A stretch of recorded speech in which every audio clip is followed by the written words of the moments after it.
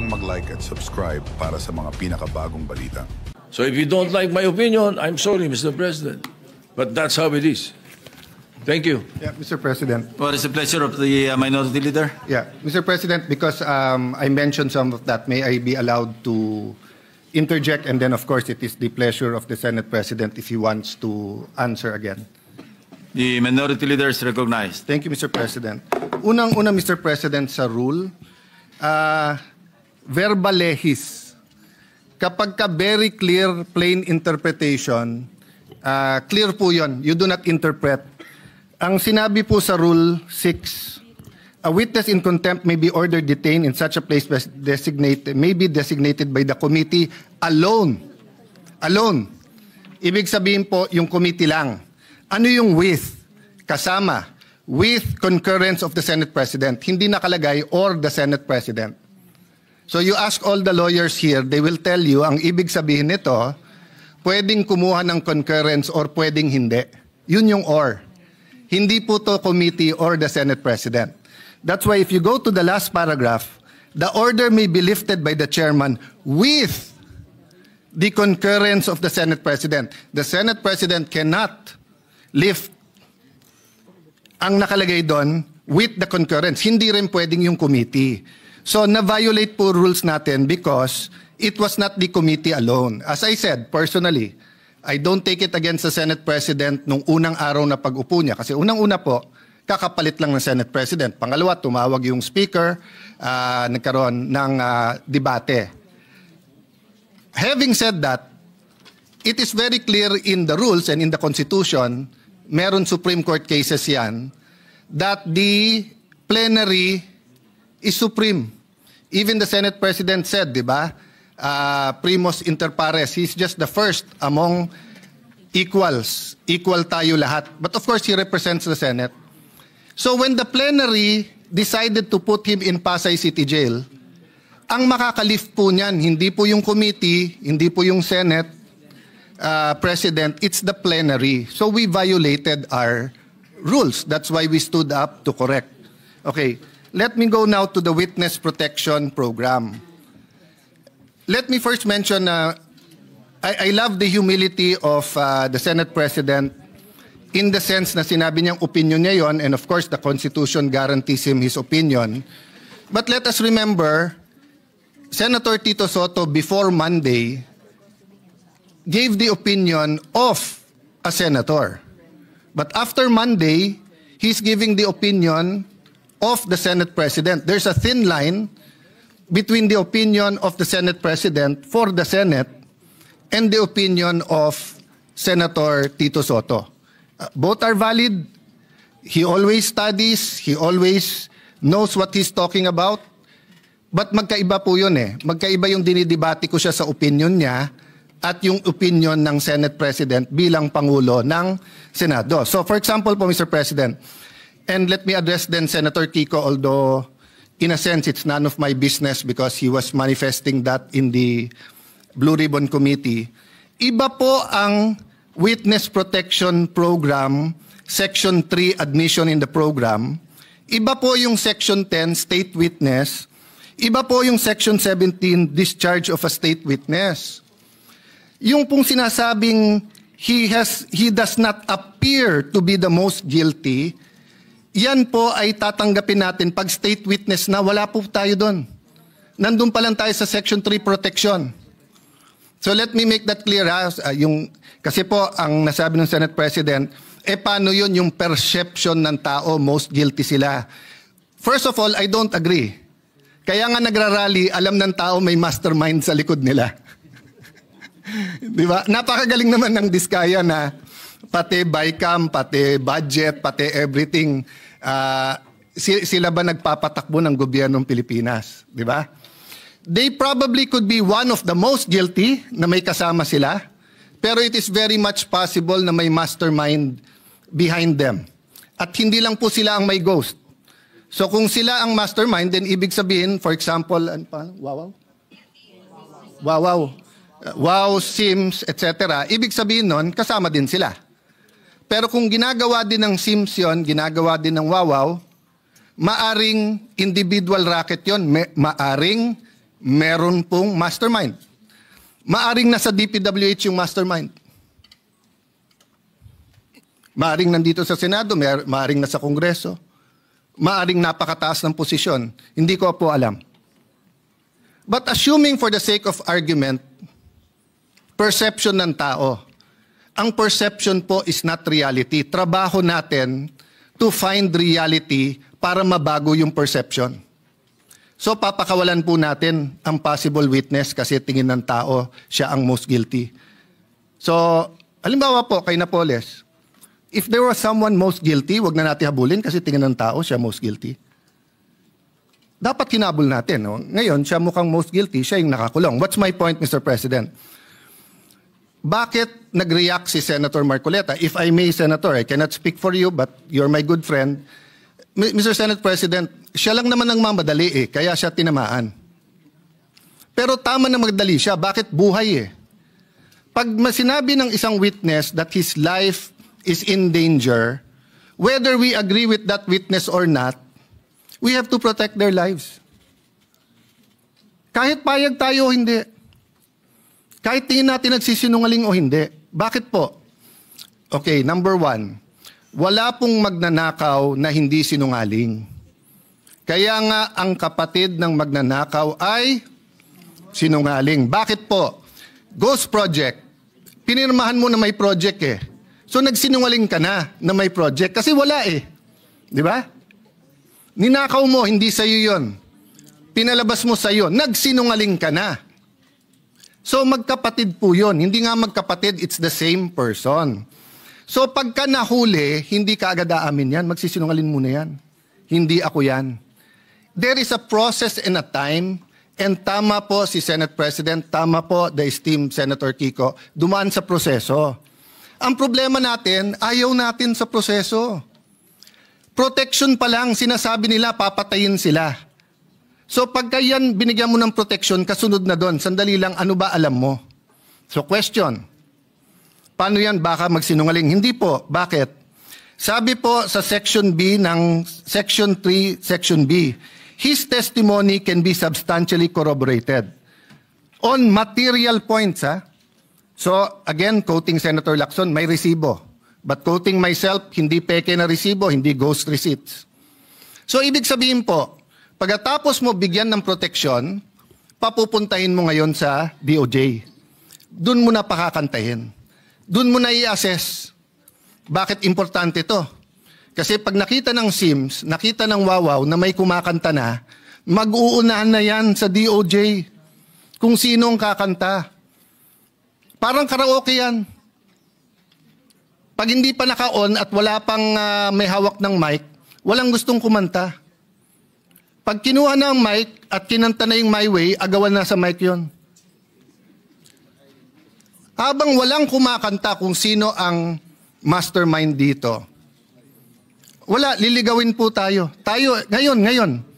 I feel for the Senate President, if part of him feels we're wasting time, may I admit, Mr. Senate President, dear colleagues, part of me feels that we might be wasting time. Bakit?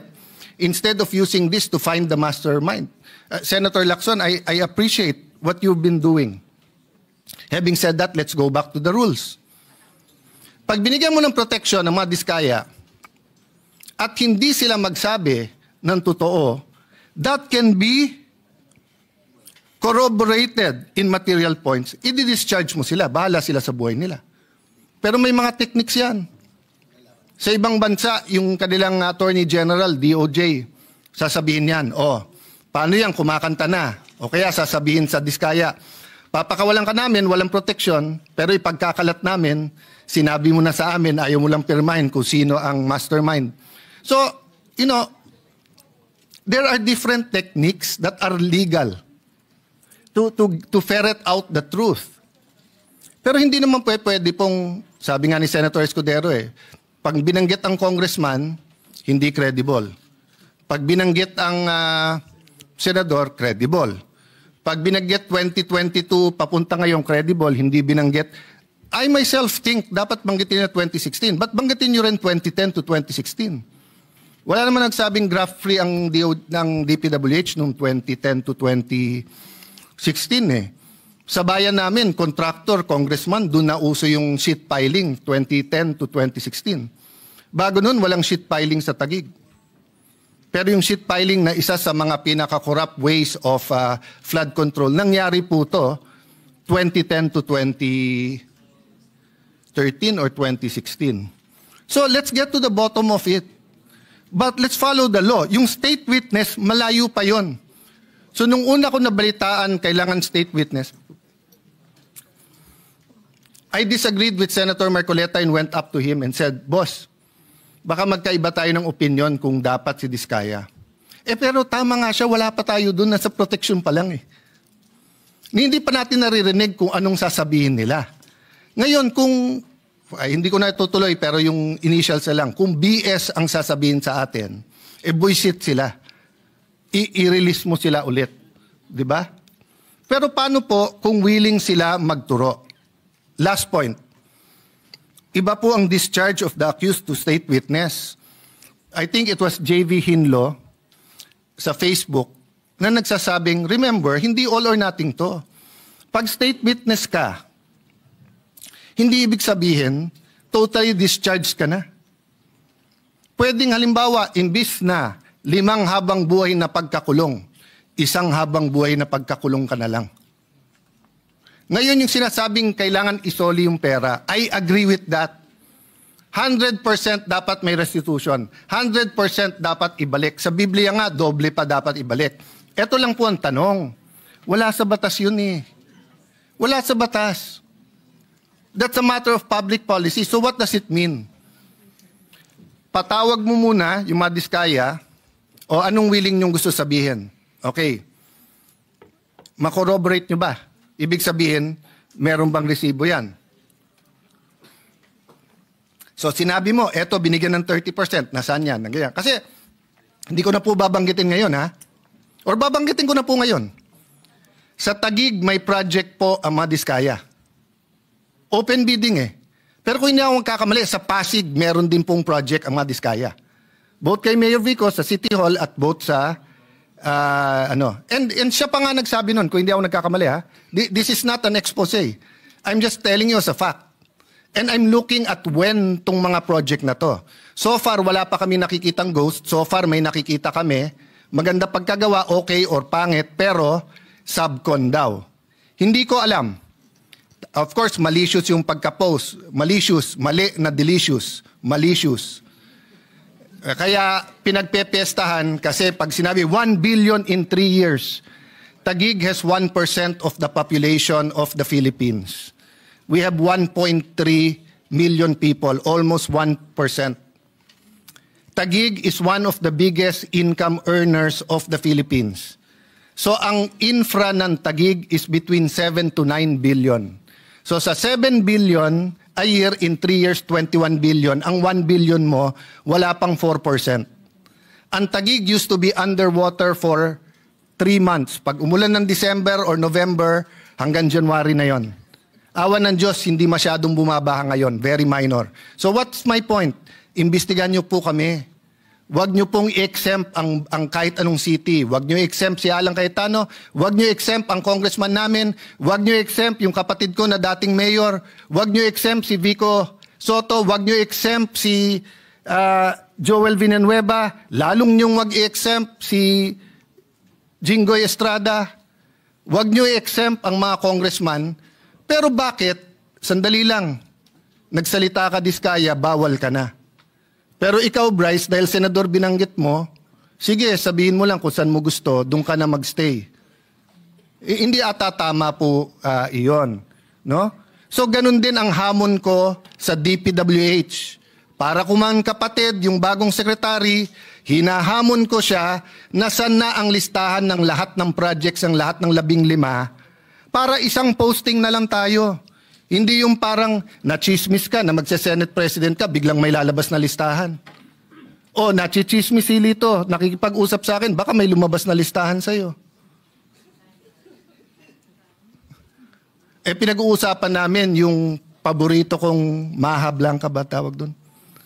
Na dinadala niya, tibok-tibok pala, tibok-tibok. So Mr. President, I understand the stress. Bagong upo ang majority, the country is in turmoil in sense of finding an answer. But there are rules we have to follow. So, mahaba pa to pero witness protection program. Doon pa lang po sa protektahan. Marami siyang pera, may security. So kung napatay siya, we will never know.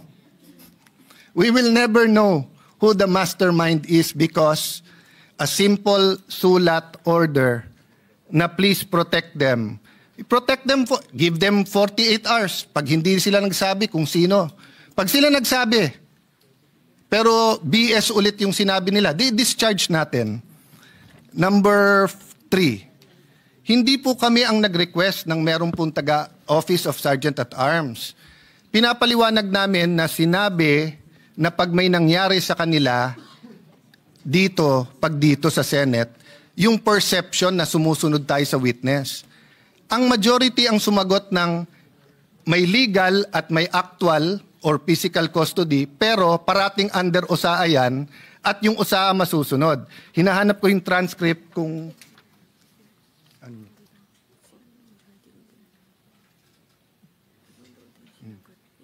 yeah.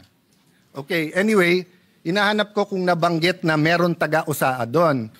Pero nabanggit ko, I know, wag na tayo mag-ubos ng oras to look at the TSN. Ang concern namin, sinong magko-coach o kakausap sa kanya doon. Don't worry, mahigpit ang rules, di ba? Tapos nandun ang USAA, wala nga yung USAA doon eh. So yun ang point namin. Hindi po namin criticize ang USAA, hindi namin nahanap. Pero napakabigat ng ano na to, ng mga allegations dito eh. So yung integrity ng witnesses, napaka-importante. Opinion, I agree with you, Mr. Senate President. Dapat hindi dapat hindi tinatamaan. Nabanggit nyo, devious, ibig sabihin, makademonyo, yung plot na magkakaroon ng bagong Senate President. Unang-una, ang nagbanggit na mag-ingat sa coup ay kasama nyo sa majority nung Thursday dito, hindi kami sa minority. Pangalawa, 2007 pa ako nandito sa Senado, wala pa akong nakitang minority dito na ayaw maging majority. Si Coco Pimentel, tuwan-tuwa sa magiging minority, pero gusto niya maging majority at gusto niya maging Senate President.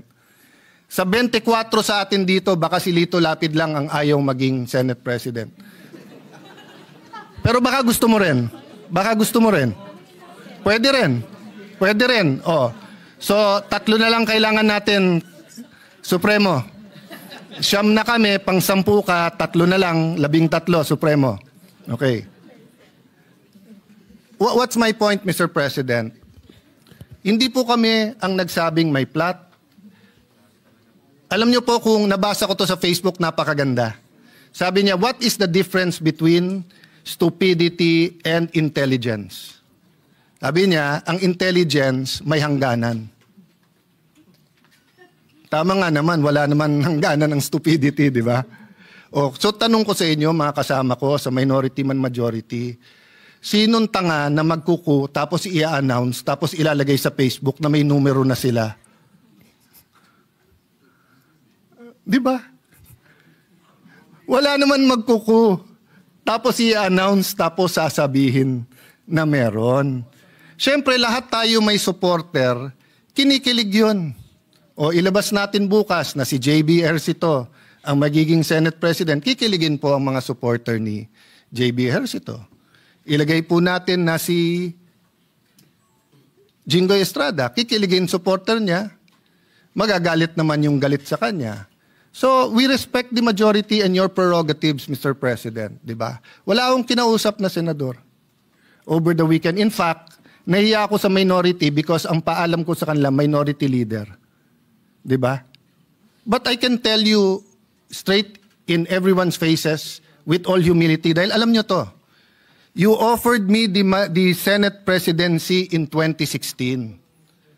Pero ang kasama doon ay magiging Secretary ay Justice Committee si Leila de Lima na alam kong ang tanging pakay ay tanggalin si Duterte plus other committees that I did not agree with. That was the cost. Hindi ko kayang bayaran yung cost na yon. Hindi ko kayang bayaran yung cost na yon. So, I lost it. Napunta kay Coco Pimentel and It was good for the country, Panay Mindanao. But yun yung cost. Oh, it was offered to me again last month. But sabi ko, hindi ko kayang saksakin sa likod. Kahit sa harap, hindi ko kayang saksakin si Chis Escudero. So humanap ng ibang kandidato. And I think, at this time, Senator Soto has a role to play. And he is Senate President. Diba? So if and when it is offered to me, it will be in terms that I can pay the cost. Kasi lahat yan may cost eh. Eh, ang hirap maging independent po ngayon. Bawat galaw natin, ituloy natin yung hearing, may galit kasi may independent commission na. Huwag natin ituloy ang hearing, parang may pinagtatakpan tayo. That's why I'm glad that the Senator Lacson said, tuloy yung hearing. Let's focus, may mastermind dito. Yung mastermind ang kailangan mabunyag. Bakit? Kasi kung hindi uulitin. Pangalawa po, may kultura, naging madali sa mastermind kasi kultura nating corruption. Sa maraming paraan. So, Mr. President, I beg to disagree that hindi nasunod ang rules. But we're starting out. And our plate is full. Sa minority, we have a nation-building agenda. We plan to participate sa budget hearing. Sinabi, wala ng flood control funds. Some want it sa feeding program. Some want it sa education. Some want it in different programs. So we'll all be busy here, but we have to establish. So what do we do now? I do not know the pleasure of Senator Jinggoy or the pleasure of the chairman of the Blue Ribbon Committee kung siya hold. But as of now, hindi natin nire-reverse ang plenary sa Pasay City Jail. If you ask me to vote, ako gusto ko dito. Kasi hindi naman penalty ang contempt in the sense na gano'n, no? But Mr. President, hindi naman pwedeng magbobotohan tayo dito sa plenary tapos i-reverse ng kung sino man. Yeah. May I? Yeah, with the... Maybe recognized. Yeah, Majority Leader. Thank you, Mr. President. Just on the technicalities of the rules, let me just state for the fact na yan po yung original request ni Senator Marcoleta. There was a letter given to the Senate President at that time that Bryce Hernandez be remanded back to the Senate. So for clarity lang po yan.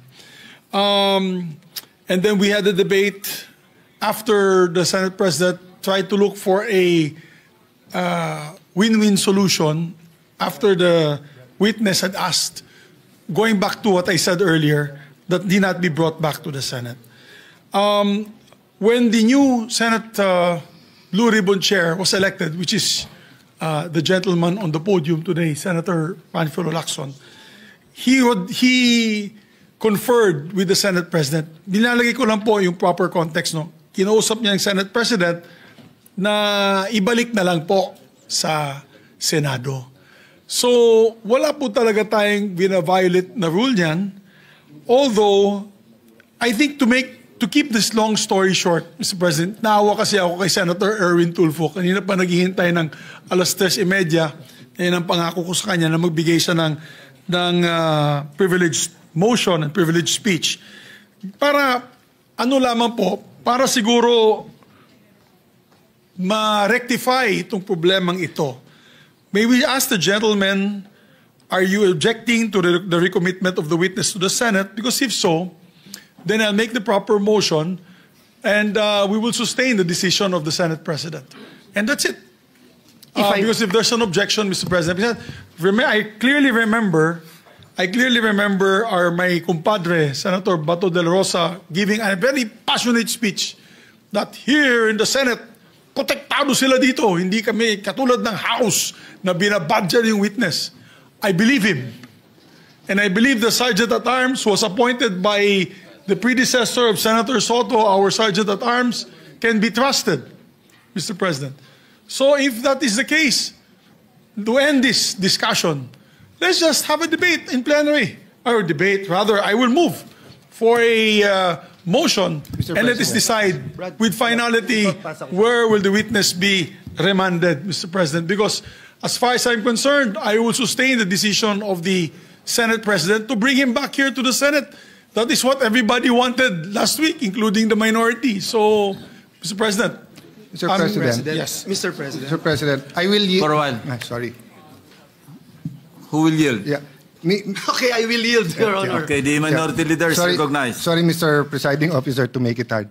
I will yield to Senator Joel to answer that. But the commitment I want is we follow the rules. So next time, pag nagbotohan tayo dito, hindi pa pwedeng may post-action tayo to unless it's an emergency. Nilipat na eh. I just answered that. Mr. President, as